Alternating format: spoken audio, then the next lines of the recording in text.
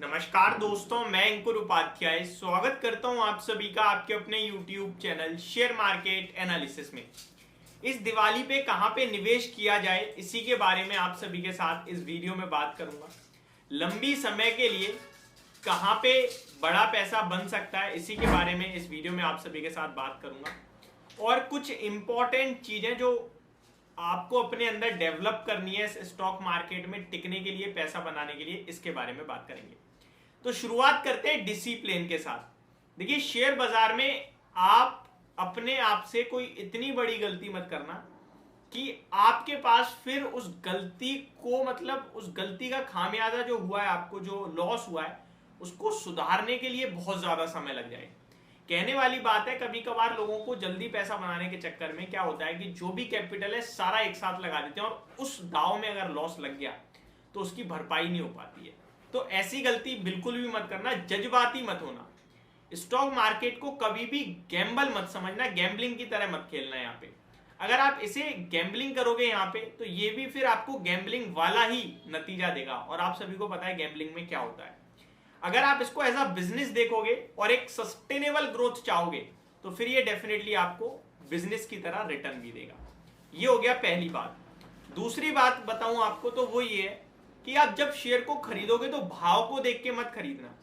आप जब भी शेयर को खरीदोगे उसके फाइनेंशियल फंडामेंटल वैल्यूएशंस को देखते हुए लेना। इससे ये होगा कि आप भाव, यानी कि आप मोमेंटम को प्ले नहीं कर रहे, आप कंपनी को प्ले कर रहे हो, बिजनेस को प्ले कर रहे हो।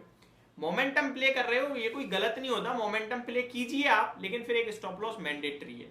इन दो में से एक चीज होना जरूरी है। अगर मोमेंटम प्ले कर रहे हो तो फिर स्टॉप लॉस रखिए, अगर आप इन्वेस्ट कर रहे हो तो फिर ये बाकी की तीन चीजें देखिए। यहाँ पे आप वैल्यूएशंस को चेक करेंगे, ग्रोथ चेक करेंगे, कंपनी को चेक करेंगे। ये सारी चीजें चेक करने के बाद आप पैसा लगाते हो शेयर में।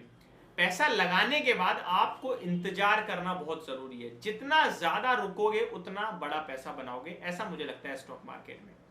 जब भी आप किसी भी कंपनी में पैसा लगा रहे हो, ये जरूर देख लेना कि ये कंपनी अगले 5 साल तक बढ़िया ग्रोथ तो कर सकती है ना। ये जो बिजनेस है अगले 10 साल के लिए तो डेफिनेटली कहीं दिक्कत में नहीं आने वाला, कोई नया कॉम्पिटिटर आके इसको खत्म तो नहीं कर सकता। ये सारी चीजें जरूरी हैं। आज किसी खबर के आने से शेयर का प्राइस भाग रहा है तो मत खरीद लेना, क्योंकि वो खबर क्या है, 1 दिन 2 दिन 3 दिन टिकेगी फिर खत्म। लेकिन कंपनी के बिजनेस में दम है ना, तो वो 10 साल तक अगर बिजनेस चलेगा तो स्टॉक का प्राइस अपने आप चलेगा। ये बस देख लेना। नेक्स्ट चीज के बारे में बात करें, आपको एक ही सेक्टर में सारा पैसा नहीं लगाना। फॉर एग्जाम्पल, आपको आईटी में इंफोसिस भी पसंद आ रहा है, टीसीएस भी आ रहा है, एचसीएल टेक भी आ रहा है, टेक महिंद्रा भी आ रहा है, विप्रो भी आ रहा है। नहीं जी, ये तो मेरा डायरेक्टली इनडायरेक्टली सारा पैसा एक ही जगह चला गया, बस शेयर्स और कंपनी के नाम अलग अलग है।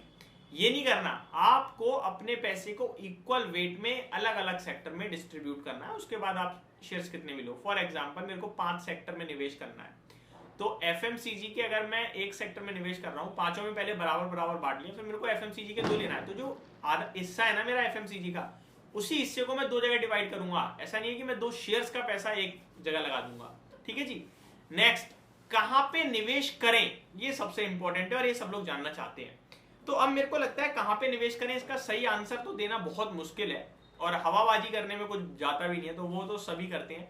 लेकिन मैं ये कहूंगा कि आप अपने कैपिटल को डाइवर्सिफाई करो, तेजी जहां भी हो आपका पैसा बने, ऐसा रखो। आप ऑटो से शेयर्स लो, आप एफएमसीजी से शेयर्स लो, आप फार्मा से लो, आप आईटी से लो, आप शुगर इंडस्ट्री को प्ले करो, आप रेलवे को प्ले करो, आप डिफेंस को प्ले करो। आपने पूरे बाजार को प्ले कर लिया इस तरीके से। कुछ मोनोपोली चाहते हो तो वहां भी आप डाल सकते हो पैसा। इस तरीके से आप अपनी पोर्टफोलियो बनाओ। बैंकिंग में हो, बैंकिंग से भी जरूर शेयर खरीदना। अब कौन सा शेयर खरीदा जाए, मैं कोई शेयर नहीं शेयर करूंगा आपके साथ। मान के चलो मेरे को डिफेंस में जाना है, तो डिफेंस में मेरे पास 3 नाम आते हैं, मोटे मोटे बड़े नाम, तो HAL, BDL, फिर आप देखोगे तो एमटार भी आ जाएगा, पारस भी आ जाएगा, तो बहुत कुछ आ जाएगा आपके लिए। तो आपको जो बेस्ट लगता है, जहां ज्यादा ग्रोथ लगती है रिसर्च करने का, वहां लगाओ। डायरेक्ट मैं कह दूंगा उसमें पैसा नहीं बनेगा। आप खुद चेक करोगे तो आपका कॉन्फिडेंस हाई होगा, फिर पैसा बनेगा। नेक्स्ट, ऑटो की बात करें तो क्लियरली रोड पे जो गाड़ियां चल रही हैं, या तो टाटा की उतर रही हैं या M&M की उतर रही हैं। मारुति का भी मार्केट शेयर अब अभी तक तो उतना कुछ खास नहीं आया रोड पे, लेकिन 2025 में इनकी भी ईवी आने वाली है। और मारुति की एक बात जरूर याद रखना कि मारुति हमेशा मिडिल क्लास को सोचते हुए गाड़ियां बनाता है। उसकी ईवी भी महंगी नहीं होगी, और उसकी ईवी ने अगर बाजार में कुछ कर दिया तो ये शेयर बहुत तेज भागेगा, क्योंकि अभी तक तो चला नहीं है। तो ये सारी चीजें देखते हो आप मारुति को भी कहीं ना कहीं कंसीडर कर सकते हो। बाकी मेन ऑटो से ज्यादा ऑटो एंसिलरी भागेगा, तो वहां पे आप यूनो मिंडा या फिर सोना BLW या फिर आपका एक और है गैब्रियल, ये बहुत अच्छे लगते हैं, इनमें भी आप ध्यान दे सकते हो। नेक्स्ट, शुगर में आप एथेनॉल को ज्यादा फोकस में रखना, चाहे श्री रेणुका देखना, प्राज देखना, जो भी देखोगे आप थोड़ा एथेनॉल की तरफ ज्यादा ध्यान देना। रेलवे की बात की जाए तो आप वैल्यूएशंस थोड़ा ज्यादा चेक करना है इस समय, क्योंकि रेलवे सभी एक जगह से भागे हैं, कोई 5 गुना हो गया तो कोई 3 गुना हो गया, तो वैल्यूएशंस को देखते हुए निवेश करना। नेक्स्ट, आईटी की बात की जाए, अभी प्रॉब्लम है बट कोई दिक्कत नहीं है, दिग्गजों में शेयर में पैसा लगाने से पैसा डूबेगा नहीं, बनेगा ही।